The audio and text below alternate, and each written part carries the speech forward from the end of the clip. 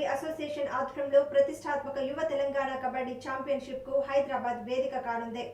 August 30 నుండి September 3 వరకు హైదరాబాద్ లోని ఎల్బీ ఇండోర్ స్టేడియంలో నిర్వహిస్తోంది. ఈ గ్రాండ్ టోర్నమెంట్ లో తెలంగాణ నుండి 8 ప్రతిభావంతులైన జట్లు పాల్గొంటున్నాయి. భారతదేశ kabaddi federation vice president, Telangana kabaddi association అధ్యక్షులు కాసాని వీరేష్ ముదిరాజ్ తెలిపారు. సాంప్రదాయ కబడ్డీ క్రీడల ద్వారా రాష్ట్ర యువత యొక్క ఆత్మ, బలం, శక్తిని ప్రదర్శిస్తాయని వెల్లడించారు. ఛాంపియన్షిప్ ప్రారంభ వేడుకకు కేంద్ర మంత్రి కిషన్ రెడ్డి, రాష్ట్ర క్రీడా శాఖ మంత్రి వాకాటి శ్రీహరితో పాటు అనేక మంది విశిష్ట అతిథులు, క్రీడా అధికారులు, ప్రముఖులు హాజరవుతారని పేర్కొన్నారు. తెలంగాణ అన్ని జిల్లాల నుంచి మొత్తం 560 మంది ఆటగాళ్లు హాజరు కాగా అందులో 239 మంది ఆటగాళ్లు షార్ట్ లిస్ట్ అయ్యారని తెలిపారు.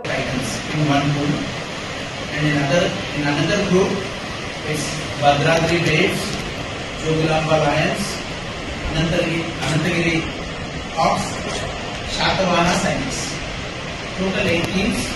Each team at a group level. Entire this tournament will be in about 19 matches. First level, it was conducted on 3rd of August 2025 with a total participation of వాళ్ళందరికీ ఒక్కొక్కరికి క్యాష్ అవార్డు ఇవ్వడం, వాళ్ళకి సకల సదుపాయాలు కల్పించడం అది ఆషామాషి పని కాదు. గవర్నమెంట్ సపోర్ట్ లేకుండా కబడ్డీ అసోసియేషన్ ఏదైతే ఈ ధైర్యవంతమైన విజయం తీసుకోవడం నిజంగా చాలా సంతోషకరమైన విషయం.